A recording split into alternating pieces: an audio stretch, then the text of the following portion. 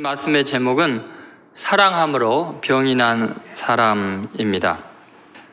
셰익스피어가 살던 르네상스 시절에 이 사랑은 하나의 병으로 간주되는 경향이 있었습니다. 그 병은 치유될 수 있지만 잘못 그 병에 걸리면은 그 병 때문에 사람이 파멸할 수도 있다는 그런 생각을 가지고 있었습니다. 그러니까 일상적인 정상적인 상태가 아니고 사랑은 병이 든 거다, 이렇게 생각을 한 거죠.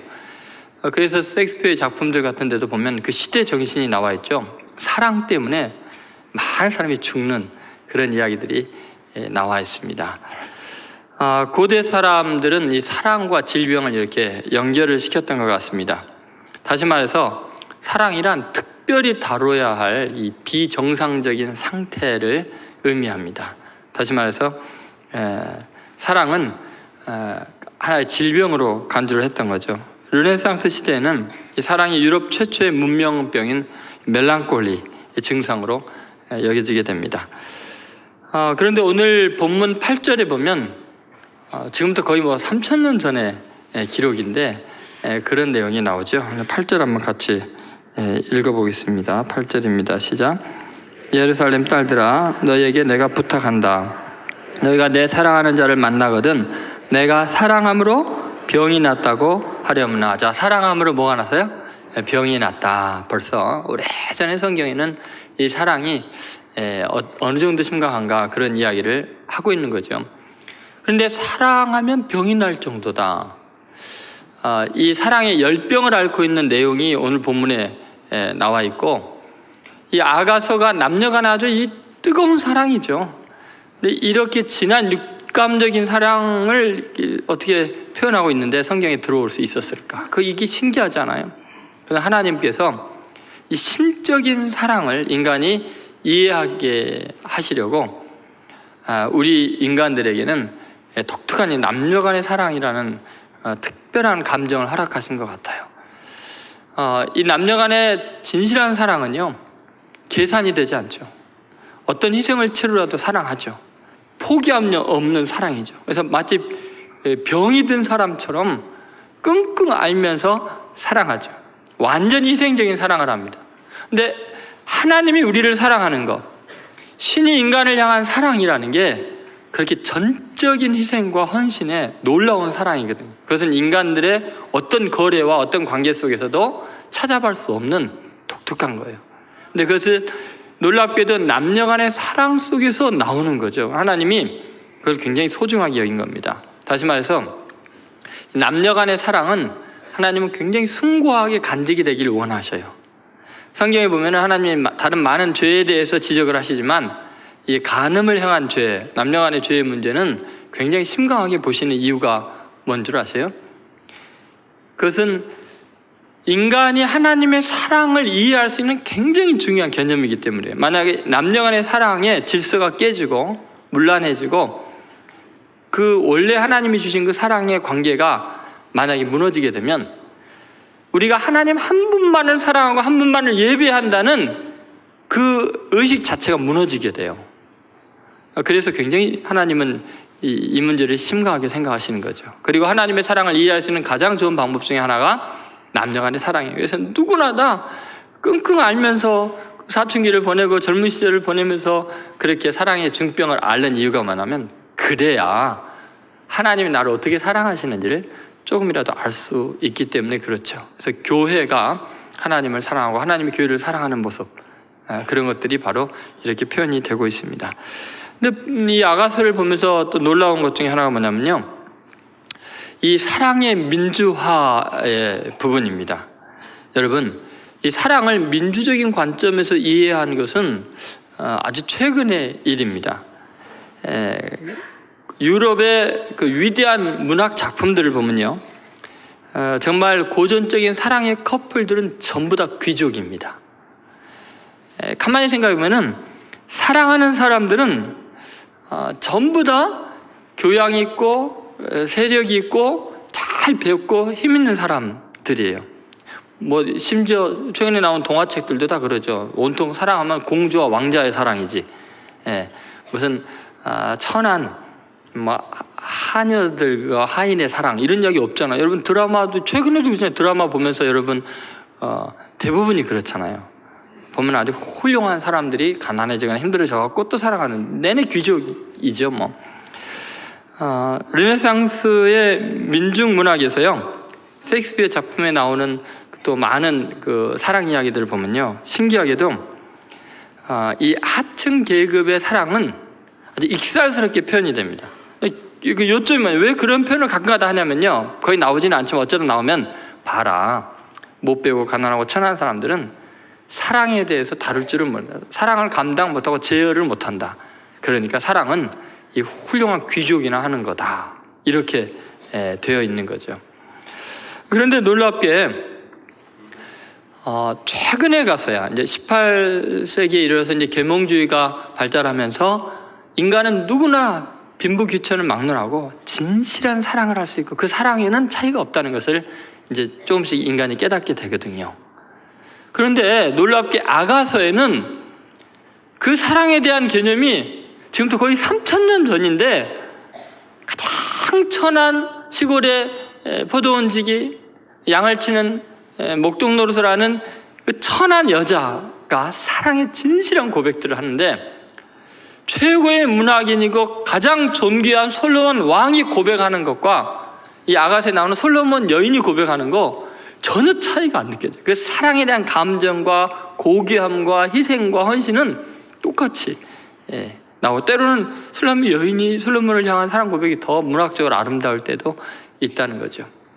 하나님의 말씀은 영원한 진리이기 때문에 이 모든 시대 정신을 초월해서 인간의 아주 본질적인 진리들을 규명하고 있기 때문에 우리는 하나님의 말씀을 대할 때마다 놀라지 않을 수가 없습니다. 여러분 지금 70년대 초반 그 시대를 살았던 어르신들은 그 유명한 샹송을 기억할지 모르겠네요. 한번 이 사랑에 대한 샹송 한번 들어보실래요? 내용을 보면 오늘 아가서 내용하고 비슷합니다. Elle court, la maladie d'amour. 마세 사르두가 부른 노래죠. 그 내용이 이렇습니다. 사랑의 병은 돌아다닌다. 7살의 어린이로부터 77세의 마음속을 터무니없이 강물이 놀이하고 그 강바닥에서 금발의 회색의 머리를 함께 엮는다. 그것은 남자들을 노래하게 하고 세계를 크게 한다. 때로는 한평생 괴롭힌다. 그것은 여자들을 울리고 그림자로 외치게 한다. 그러나 가장 괴로운 것은 그것이 치료되었을 때다. 그것은 영어 교사의 천진난만한 매력으로 교실 의자 위에 여학생을 덮친다. 거리 속에서 지나가는 낯선 사람에게 벼락을 내리고 이런 가사들입니다. 그러면 여기에 공통적인 요소들이 뭐냐면 사랑은 아주 열병이다라고 표현을 하고 있는 거죠. 사실 사랑하면은 누구나 시인이 됩니다. 오늘 본문에 나오는 그 사랑하는 사람을 향한 그 마음의 표현들을 보면 직유법, 은유법, 갖은 문학적인 기법들이 다 동원이 되는데, 이 술람미 여인처럼 못 배운 여자가 그런 법을 알 리가 없잖아요. 그런데 사랑의 마음을 진실하게 드러나면은 최고의 시인이 되는 것을 알 수 있습니다. 그런데 그 시인이 되는 과정에서 열병을 앓는 거예요. 그래서 결국은 사랑의 그 증상, 중환병을 앓고 있는 그런 모습을 보여주고 있는데, 이것은 신앙의 아주 본질적인 속성을 보여줍니다. 하나님이 우리를 사랑하는 게 뭔지, 우리가 하나님을 향해서 어떻게 그분을 예배하고 그분을 사랑하는지, 그것이 바로 이 사랑의 병을 통해서 나타나는 거죠. 그래서 오늘 사랑함으로 병이 난 사람이라는 그 제목으로 하나님의 사랑, 또 우리의 신앙이 뭔지를 생각해 보려고 합니다. 첫 번째는 사랑으로 병이 난 사람의 특징은 뭐냐면 생각의 몰입입니다. 한번 따라하세요. 생각의 몰입. 이 사랑에 빠진 사람의 특징이 뭐냐면 잠을 못 자는 거예요. 의식과 무의식의 구분이 없어지는 거예요. 잠을 자도 마음은 깨어있는 상태가 되는 거죠. 여러분 지금 이게 무슨 말인지 이해가 되세요?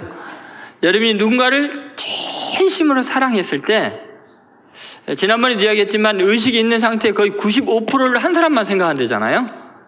그런데 오늘은 더 나아가서요. 이 사랑의 병에 걸리게 되면 잠을 자는데도 잠을 자는 것 같지가 않은 거예요.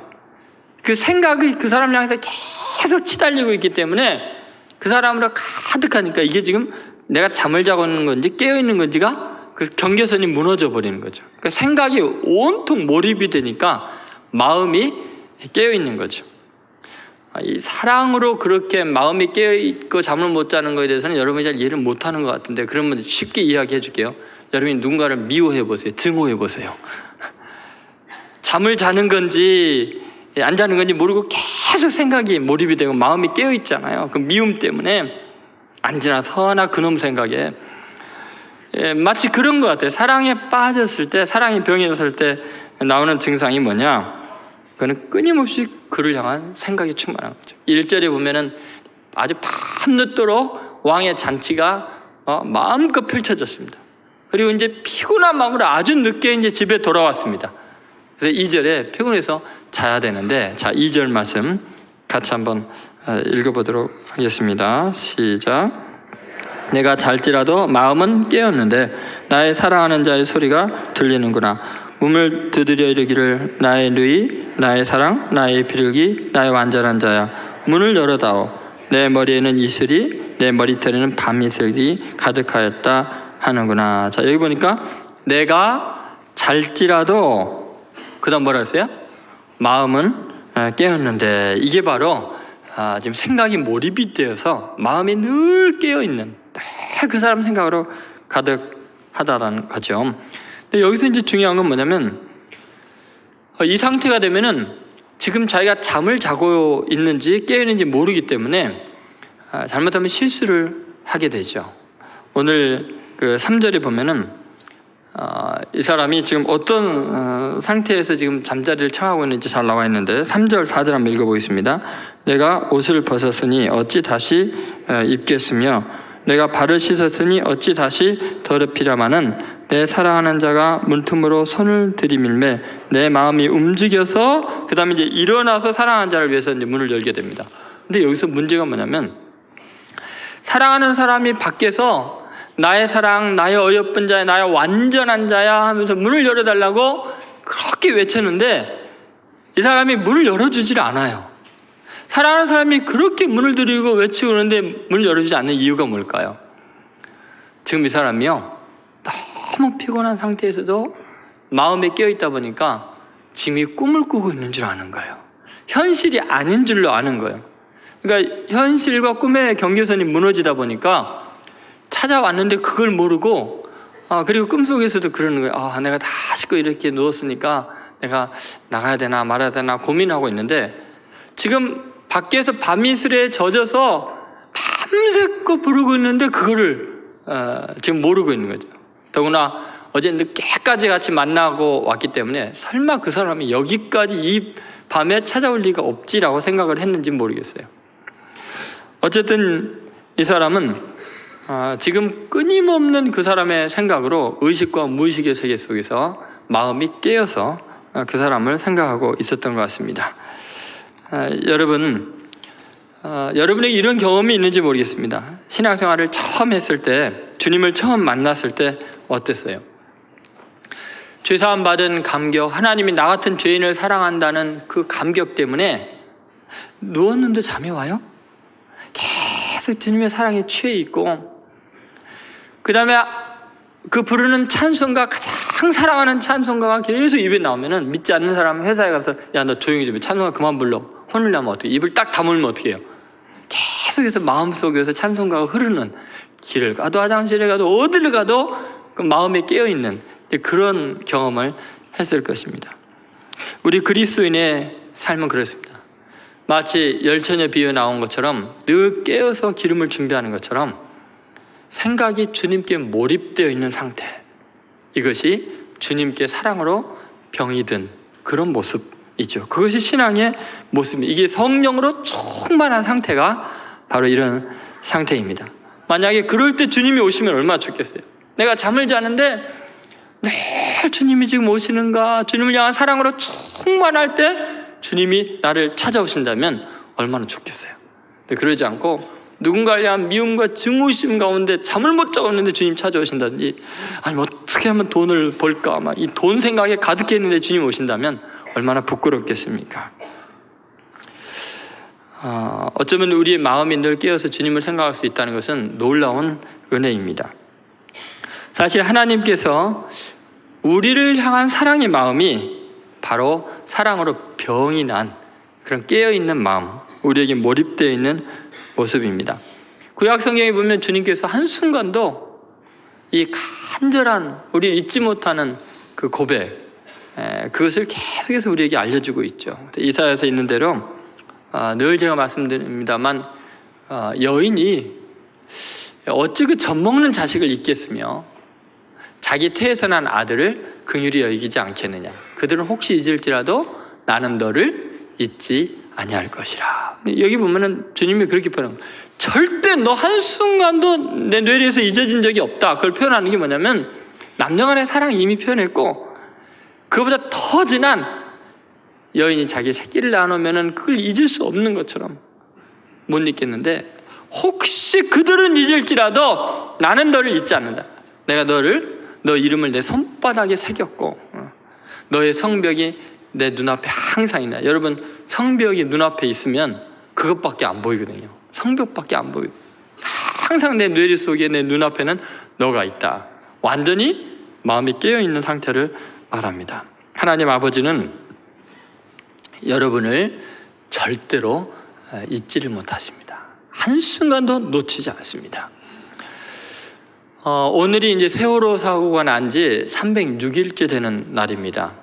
그리고 세월호 유가족들이 19박 20일에 걸쳐서 500km를 행진을 하면서 제발 잊지 말아 주세요. 그 한 가지를 외치면서 시민 3,000명과 함께 팽목항에 도착했습니다.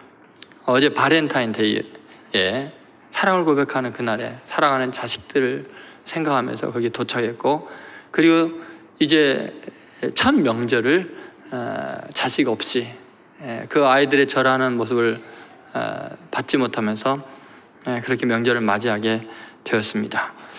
그런데 그 신문기사에 한 가슴 아픈 그리고 감동적인 내용이 있었습니다. 세월호 유가족 중에서 그 아버지가 잃은 아들을 잊을 수가 없어가지고 한순간도 잊을 수가 없으니까 아들한테 무슨 사랑을 전달할 방법이 없으니까 아들 카톡에 글자를 남긴 거예요. 그런데 놀랍게 아들에게서 답장이 왔어요. 죽은 아들에게. 너무나 충격을 받았습니다. 그 내용이 이렇습니다. 아가, 잘 있었니? 아빠 늙어 죽어가거든. 잊어버리면 안 된다. 응? 아가, 할머니는 어떡하니? 너 없는 세상 뭐라고 말해야 되니? 답 좀 해다오. 아가, 내 아들아. 그렇게 창에 사랑 고백을 쏟아놓습니다. 그리고 또 이렇게 말합니다. 하늘의 별이 된 내 사랑하는 아들아, 저녁 먹었니? 근데 그때 답장이 왔어요. 전 잘 지내고 있어요. 아빠도 행복하게 잘 지내고 계세요. 그리고 전 정말 괜찮으니까 천천히 건강하게 오래오래 지내시다가 오세요. 사랑해요. 아버지가 너무 놀랐습니다. 근데 죽은 아들 카톡이 온 거예요. 가만히 생각해 보니까 도대체 당신 누구냐고 이렇게 이제 해보니까 이분이 자기 생일에 그 맞는 뒷번호로 해가지고 어떻게 그 핸드폰을 신청하다 보니까 그 이 죽은 아들 이 사람 아들이 쓰던 핸드폰 번호가 똑같은 걸 하게 돼요. 근데 보니까 이 즉각적으로 세월호 그 유족이구나. 얼마나 가슴이 아프가 했고 답장을 아들인 것처럼 해서 보내준 거죠.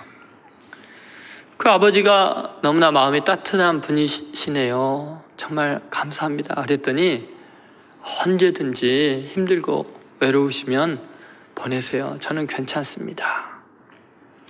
근데 이 사연을 보고서 많은 네티즌들이 그런 답장을 썼습니다. 대화를 보고 왈칵 눈물이 쏟아졌다. 답장을 쓴 이는 정말 마음이 따뜻한 사람 같다. 나도 하나의 아빠인데 눈물이 멈추질 않는다. 얼마나 그리움에 사무칠까. 차가운 세상 아직도 살만한 이유가 있습니다. 여러분, 아버지가 아들을 향한 마음은요, 아들이 죽었다고 죽은 게 아닙니다. 그 아버지의 깨어있는 마음, 자식을 향한 줄기차게 달려가는 마음과 시선은요, 죽음도 못 막어요. 차가운 바닷속도 못 막고요. 온 국민의 비난도 못 막습니다. 여러분, 심리학 용어 중에 심리적 단절이라는 표현이 있습니다. 이게 뭐냐면 인간이 죄를 짓고 타락하거나 자기 자신에 절망하게 되면 심리적으로 외부와 다 단절을 한다는 거예요. 내 부모님도 내 형제도 친구들도 나를 사랑하지 않을 거야, 나를 잊어버릴 거야, 나를 저주할 거야 라고 미리 담을 쌓아버리는 거죠. 여러분, 세상에서 죄를 지으면 나는 세상에게 잊혀진다고 생각하고 하나님도 나를 버릴 거라고 생각하고 나는 죽은 존재와 같다고 생각하는데, 하나님 아버지는요 절대 자식들 잊지 못합니다. 생각이 우리에게 몰입되어 있는 걸요 끊임없이 보고 싶은 거요.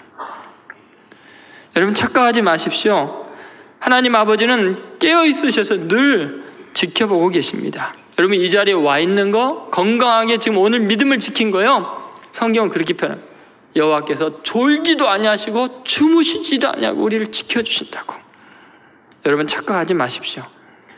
하나님이 나를 잊은 게 아닙니다.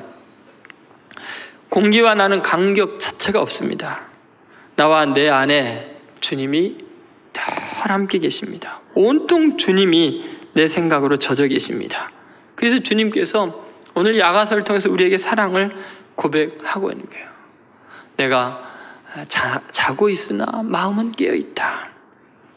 여러분, 하나님은 이렇게 우리를 사랑해서 병이 나신 분이라는 것을 잊어서는 안 돼요. 세상 사람들에게 그렇게 잊혀지고 사랑하는 사람에게 버림받았다고 하나님도 내 죄와 내 허물 때문에 쓸모없는 인생이라고 잊을까 절대 생각하지 마십시오. 이 주님의 사랑, 이 마음으로 깨어서 우리에게 몰입되어 있는 그 사랑 확신하시고 다시 일어서시기를 주의 이름으로 소망합니다. 두 번째, 사랑으로 병이 난 사람의 특징은 이 찾는 열정입니다. 한번 따라서 찾는 열정. 사랑으로 병이 난 사람은요, 혼이 나갈 정도로 찾아 헤매게 됩니다. 오늘 6절부터 8절에 있는 내용이 그런 내용입니다. 여러분, 청소년 시절에 누군가를 사랑하게 되면요, 사랑하는 사람이 지나갈 것 같은 거리, 버스 정류장, 골목들 괜히 서성거리고 방황합니다. 왜냐하면 혹시 만날까봐. 이 찾아다니는 열정, 찾도록 찾는 열정이 사랑으로 병이 든 사람들의 공통적인 특징이죠. 술람이 여인은 자기를 찾아온 그 사람을 자기가 미처 의식하지 못하고 돌려보낸 것을 나중에 알게 됩니다. 일어나야지 그렇게 했는데 그게 몇 시간이 지나버린 거예요. 너무너무나 피곤해서, 또 꿈과 현실이 구별이 안 돼서 그런 거죠. 나중에 그걸 알고 나서는요, 그녀의 속이 탑니다. 자, 한번 6절 같이 읽어보겠습니다. 6절입니다. 시작. 내가 내 사랑하는 자를 위하여 문을 열었으나 그는 벌써 물러갔네. 그가 말할 때 내 혼이 나갔구나.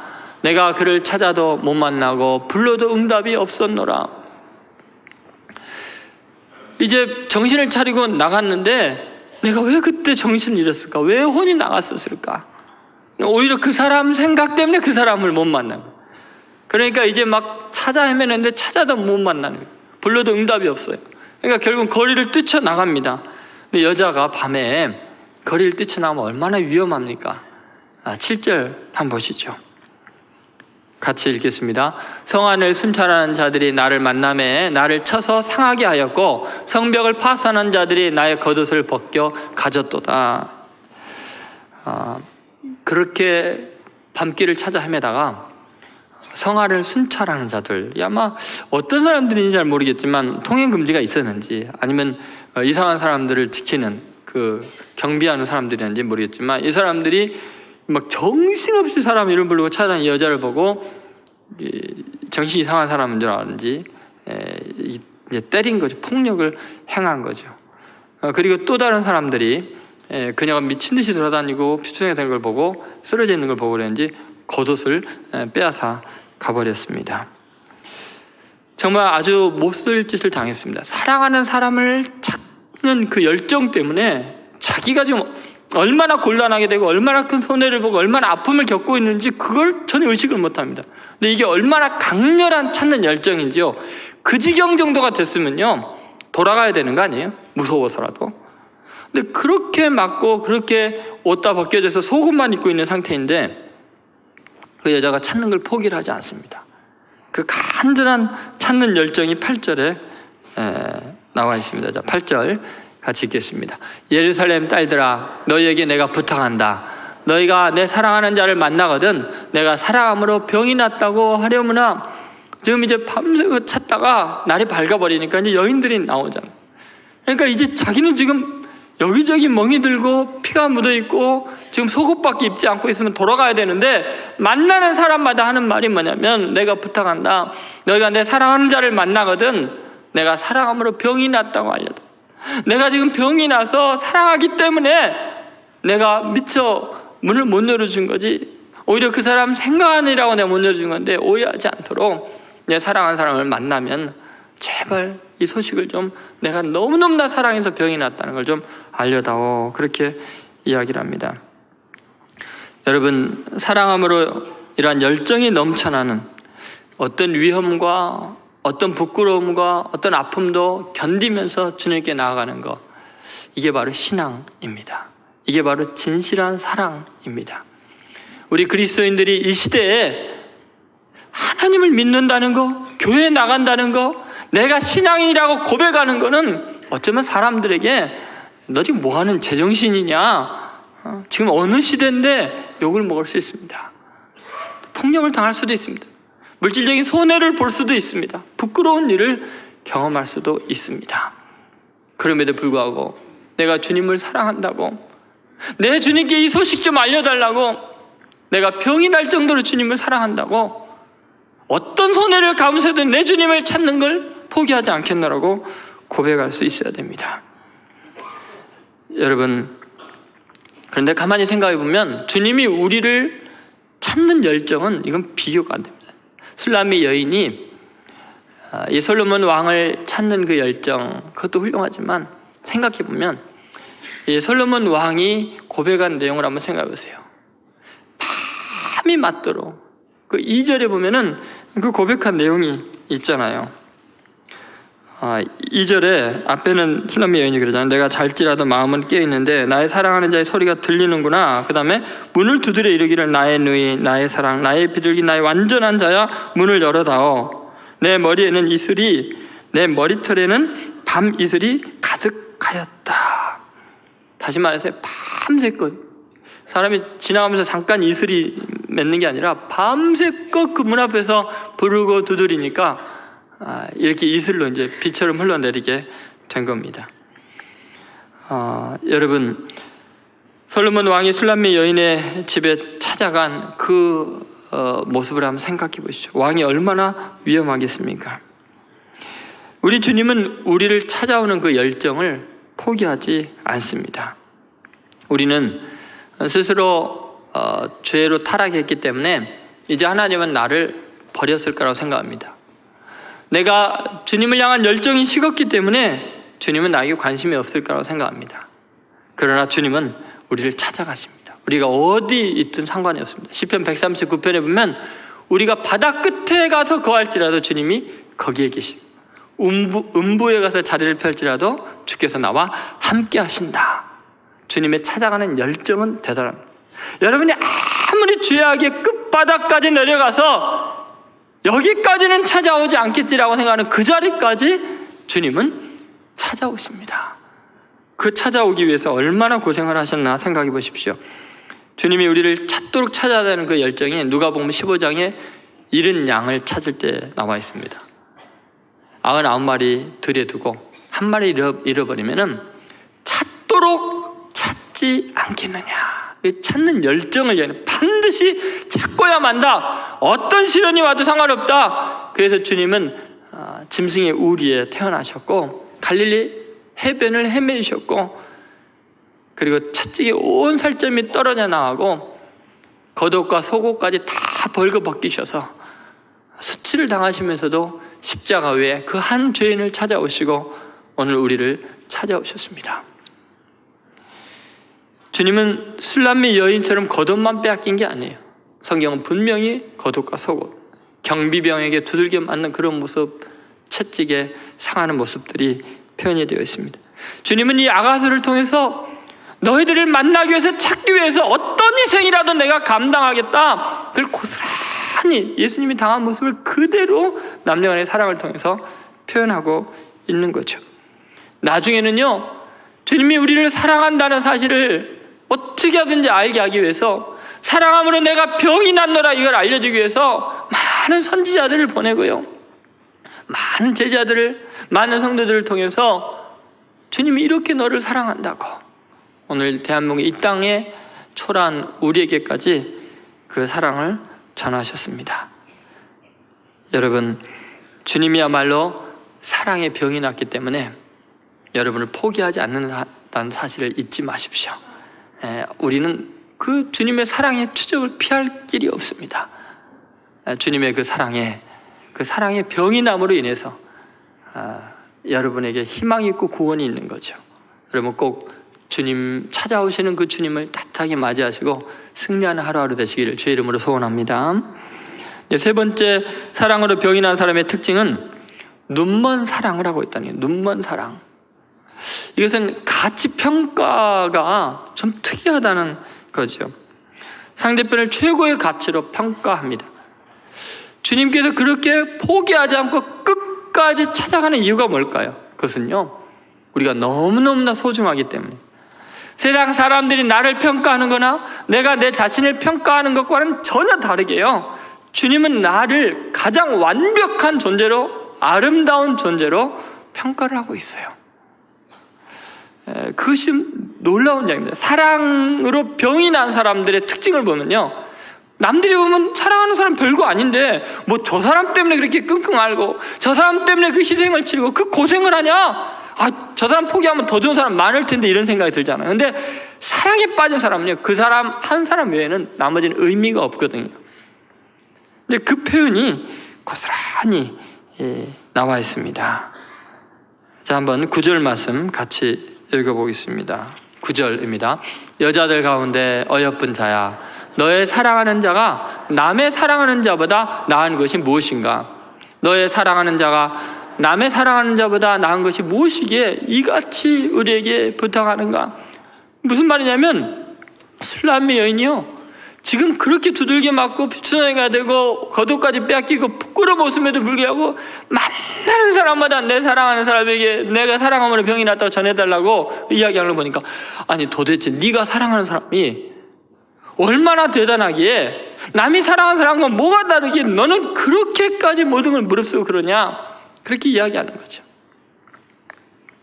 여러분, 사랑함으로 병이 나면요, 너무너무 사랑하는 사람이 완벽하게 느껴져요. 비교할 수가 없어요. 그것이 사랑이에요. 2절에도 보면 솔로몬 왕이요, 왜 그렇게 밤새껏 찾아 헤매고 그녀를 불렀는지 알 수 있어요. 아마 솔로몬 왕은요, 왕궁으로 돌아가지를 못한 것 같아요. 왜냐하면 밤새껏 그녀의 집에서 불렀는데 그녀가 대답이 없으니까, 이 밤에 그녀가 어디 갔을까 하고 사방을 헤매니까 그녀는 또 솔로몬 왕을 찾으러 왕궁에 가도 없는 거, 어디에 가도 만날 수가 없는 거예요. 도대체 솔로몬 왕은 술람미 여인을 왜 찾을까요? 2절에 보면은 그 중간에 그 가치 평가가 나와 있습니다. 한번 2절 다시 한번 읽어보도록 하겠습니다. 내가 잘지라도 마음은 깨어 있는데 나의 사랑하는 자의 소리가 들리는구나. 이건 이제 술람미 여인이 한 말이죠. 그 다음에 이제 솔로몬 왕이 하는 말이에요. 읽겠습니다. 문을 두드려 이르기를 나의 누이, 나의 사랑, 나의 비둘기, 나의 완전한 자야. 문을 열어다오. 이렇게 이야기하잖아요. 여기 보니까 나의 누이, 공주님 같이 여기는 그 술람미 양치기 소녀를 나의 사랑, 나의 비둘기, 가장 순결하고 나의 완전한 자야라고 이야기하죠. 어떻게 그녀가 완전하게 아름다울 수 있어요? 그런데 사랑의 병이 들면요, 다른 것과 비교할 수 없이 완전하게 느껴지는 거예요. 옆에 지금 부부가 앉아있거나 사랑하는 사람이 앉아있으면 한번 쳐다보고 고백해보세요.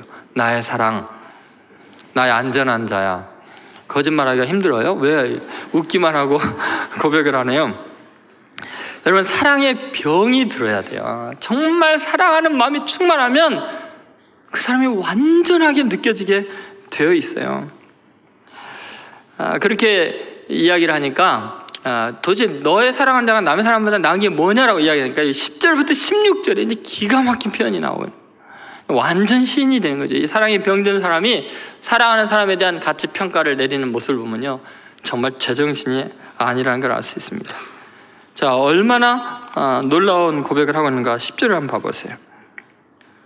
자, 같이 있습니다. 내 사랑하는 자는 희고도 붉고 많은 사람 가운데 뛰어나구나. 자, 나보다 나은 게 뭐냐 했더니 희고도 붉어서 많은 사람보다 가장 뛰어난다, 이렇게 이야기해요. 그리고 이제 사람과 비교는 할 수 없고, 그러니까 상대가 안 되고, 그 다음에 하는 말이 뭐냐면 그 머리털은 까마귀 같고 그 눈은 시냇가의 비둘기 같고 우유를 씻은 듯 아름답게 박혀있다 그러고요. 뺨은 뭐라 그래요? 뺨이 뭐 같다고요?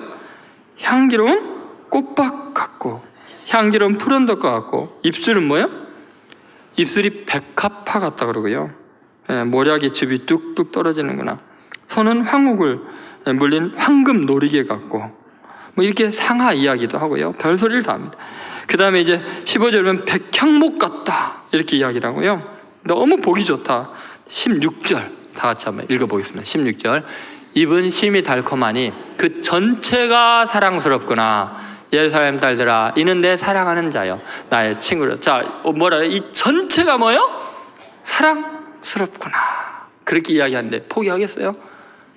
여러분, 사랑에 눈이 멀면요, 상대편에 대해서요 모든 것이 완벽하게 느껴지는 거예요. 술람의 여인이 솔로몬 왕을 보는 것들과 술람의 여인이 솔로몬 왕을 보는 것도 마찬가지입니다.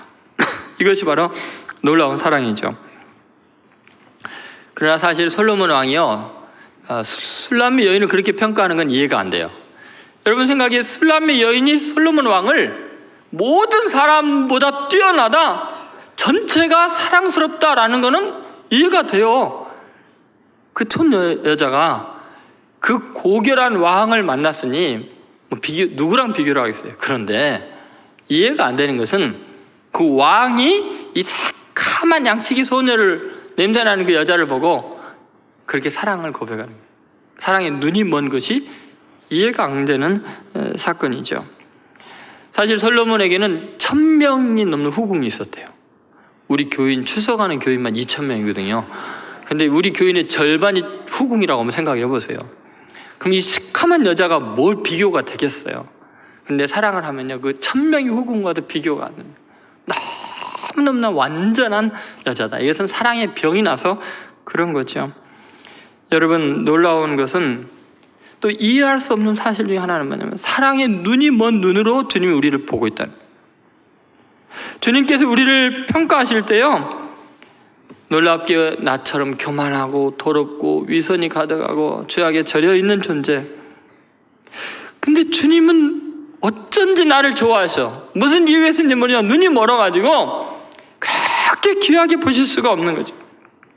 그 천군 천사의 경배를 마다하고 나 하나 바라보고, 예수님은 세리와 죄인과 창기들에게 마음을 빼앗겨갖고 그 모든 사람들보다 가장 아름답게 보고 있잖아요. 여러분, 성경이 말하는 이야기는 늘 한결같습니다. 돌아온 탕자가 돌아왔을 때 그 아버지가요, 지금 냄새가 나고 돼지우리에서 쥐엄열매 얻어먹다가 완전히 폐인이 되어서 추한 모습으로 왔는데 달려가서 그냥 끌어안고 입을 맞추고 가락지를 끼우고, 이게 뭐냐면요, 너무너무 완전하게 사랑스럽게 보는 거예요. 너무너무나 소중하게 보고 있는 거예요. 사랑의 눈이 머니까 그렇게 보는 거죠. 여러분, 우리 주님은 여러분 한 사람 한 사람의 가치를 한 번도 떨어뜨린 적이 없어요. 그냥 스스로 내가 죄를 지었기 때문에 나는 사랑받을 자격이 없고 나는 연약하고 가난하기 때문에, 무지하기 때문에 하나님께서 다른 사람보다 덜 사랑할 거야, 그렇게 생각할 뿐이죠. 언제 하나님께서 그랬어요? 스스로 자기 판단에 자격지심 때문에 그렇게 생각하고 사람들이 나를 손가락질하니까 무시하니까 그렇게 오해하고 있을 뿐이죠. 여러분, 주님은요 여전히 우리를 최고로 여기십니다. 그 하나님이 우리를 가치 판단을 너무너무 놀랍게 하니까 사랑에 병든 눈으로 보니까 마귀가 놀라서 물러가는 거예요. 아니, 하나님이 이렇게까지 이 인간을 사랑할 줄은 몰랐다. 그 충격을 받는 거죠. 여러분, 스스로 우울해하거나 자기 비하에 빠지지 마세요. 단 한 번도 하나님은 바뀌지 않아요. 그 처음 사랑이 한결같이 미쁘신 분이세요. 주님이 우리를 원래 사랑할 때 우리가 의롭고 깨끗하고 훌륭해서가 아니었잖아요. 의인을 부르러 온 것이 아니라 죄인을 부르러 왔다 그랬잖아요. 주님이 우리를 사랑할 때 사랑스러워서가 아니었잖아요. 주님은 한 번도 가치평가를 달리하지 않았어요. 나이가 들어서 쭈글쭈글하면 남편이 별로 안 쳐다보는 것 같고 자식들도 무시하는 것 같고 사람들은 나 별 볼 일 없지만 하나님은요 너무너무 아름다운 아가씨처럼 바라보시고 정말 그래요. 한 사람만 그 사랑을 받고 있는 것 같은데 여러분도 아멘 하셨어야 돼요. 여러분, 사탄의 가치평가에 속지 마세요. 세상 사람들이 평가하는 게 속아서는 안 돼요. 주님이 바라보는 여러분은 정말 존귀해요. 세상 사람들이 이해를 못하고 솔로몬 왕이 왜 저 새까만 술람 여인을 저렇게까지 귀하게 여길까? 왜 완전한 자라 내 사랑이라고 이야기를 할까? 여러분, 하나님이요 얼마나 사랑하시는가 한번 생각해 보세요. 과학자들이 그래요. 하나님께서 이 자연 우주 만물을 창조한 것을, 자, 태양은 어떤 역할을 위해서 있고, 하늘은 왜 펼쳐져 있고, 꽃은 또 어떤 구조로 되어 있고, 이런 이야기 하지만 제가 보기엔 다 헛소리예요. 지지를 보지 못하는 거예요. 제가 보기엔요 온 우주 만물이 전부 다 오늘 아가서 이야기처럼 하나님의 사랑 고백이에요. 우리에게 사랑을 고백하는 거예요. 하나님께서 우리가 얼마나 소중한지, 얼마나 사랑스러운지를 표현하기 위해서 태양을 만들어 놓고, 너는 내 태양이다. 너 때문에 내 속이 뜨거워서 견딜 수가 없다. 꽃을 사방에 만들어 놓고, 이 꽃 좀 받아라. 너는 꽃처럼 아름답다. 비둘기를 봐라. 너 눈이 비둘기처럼 순결하다. 지금 하나님께서 우리를 사랑 고백하는 내용이 온 우주 만물이잖아요. 사랑하기 때문에 새롭게 보고 있어요. 단 한 번도 하나님은 마음이 바뀌지 않았어요. 우리를 보는 시각이 변하지 않아요. 다만 우리가 스스로 행실이 추하고 배신하고 또 주님 앞에 소홀히 했기 때문에 세상 사람들이 그렇게 취급하듯이 그럴 줄 아는데 우리 주님은 그렇지 않다는 것을 잊지 않으셔야 돼요. 한 가지 이야기를 하고 말씀을 마치겠습니다. 엘살바도르에 여러분, 주님에게는 포기한 인생이 없습니다. 주님은 사랑이 병든 눈으로 오늘 여기 앉아있는 여러분을 보기 때문에 세상 사람들이 뭐라 그래도 여러분은 결코 낙심할 필요가 없습니다. 그 사람이 그런 말을 했습니다. 딸을 통해 제가 예수님을 알게 되었습니다. 저 같은 극악한 죄인도 사랑받을 자격이 있고 언제나 사랑받는 하나님의 아들임을 이제 알게 되었습니다. 여러분, 오늘 주님께서 말씀을 통해 여러분에게 외치고 계십니다. 너희는 사랑받는 사람이다. 내가 마음을 너한테 빼앗겨 있고 내 생각이 너에게 다 몰두되어 있다고 주님이 그렇게 고백하고 계십니다. 여러분, 어디 있어도 끝까지 찾아가겠다고 주님이 고백하십니다. 여러분, 잊지 마십시오. 하나님은 정말 사랑으로 눈먼 눈으로 우리를 바라보고 계십니다. 그래서 우리에게 또 다른 절망에 처한 사람들에게 이 하나님의 눈먼 사랑, 또 사랑으로 병이 난 그 모습을 전하라고 이야기하고 계십니다. 이번 명절에 꼭 친척들을 만나면 이 하나님의 큰 사랑을 전달하고 그들이 나도 아직 사랑받는구나 하고 새로운 소망으로 거듭나게 되는 놀라운 역사 이루기를 주의 이름으로 축원드립니다.